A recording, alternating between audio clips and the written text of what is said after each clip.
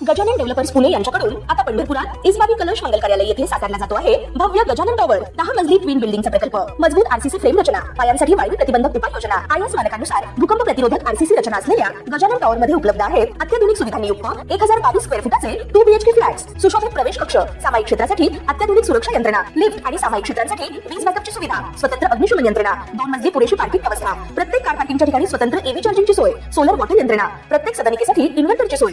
इस्बाबी कलश मंगल कार्यालय शेजारी साकारल्या जात असणाऱ्या गजानन टॉवर मध्ये आजच आपल्या हक्काचा आणि आधुनिक सुविधांनी परिपूर्ण अलिशान फ्रीसाठी संपर्क क्रमांक 7676760025। एक काळीज पिळवटून टाकणारी घटना समोर आली आहे। जेवणात केस सापडल्याच्या क्षुल्लक कारणावरून पतीने अमानुष्य मारहाण केली।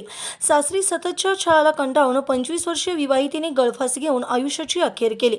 या प्रकरणी छावणी पोलिसांनी मृत महिलेच्या पतीसह सासरच्या 7 जणांना बेड्या ठोकल्या आहेत। ईश्वरी अजय बनकर वय वर्ष 25 असं मयत विवाहितेचं नाव आहे। तर अजय बनकर, दिनेश बनकर, दिलीप बनकर, चंद्रमणी बनकर, छाया बनकर, आशिष बनकर आणि गणेश बनकर अशी आरोपींची नावे आहेत।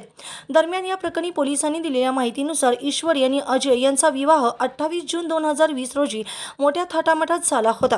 अजय हा छत्रपती संभाजीनगर महानगरपालिकेच्या घनकचरा विभागात प्रभारी जवान म्हणून कार्यरत आहे। लग्नावेळी ईश्वरीच्या वडिलांनी 5 तोळे सोने, 2 लाख रुपये रोख आणि घरगुती साहित्य दिले होते। तरी अजयला आपल्या नावावर घेतलेल्या फ्लॅटचे हप्ते फेडण्यासाठी माहेरून पैशाची अपेक्षा होती। यासाठी तो वारंवार ईश्वरीला शारीरिक आणि मानसिक त्रास देत असल्याचा आरोप आहे। 6 एप्रिलच्या रात्री 9 वाजण्याच्या सुमारास अजय जेवायला बसला असताना भाजीमध्ये केस सापडला। यावरून त्याने संताप व्यक्त करत ईश्वरीला जबर जखमी होईपर्यंत मारहाण केली।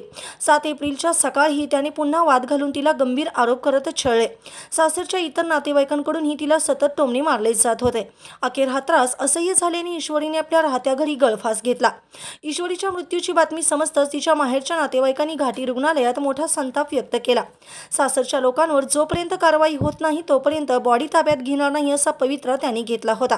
परिस्थितीचे गांभीर्य ओळखून छावणी पोलिसांनी तातडीने कारवाई करत पती अजय बनकर, दिनेश बनकर, दिलीप बनकर, चंद्रमणी बनकर तसेच छाया बनकर, आशिष बनकर आणि गणेश बनकर यांच्यावर जीव देण्याला प्रवृत्त केल्याचा गुन्हा दाखल करून त्यांना अटक केली।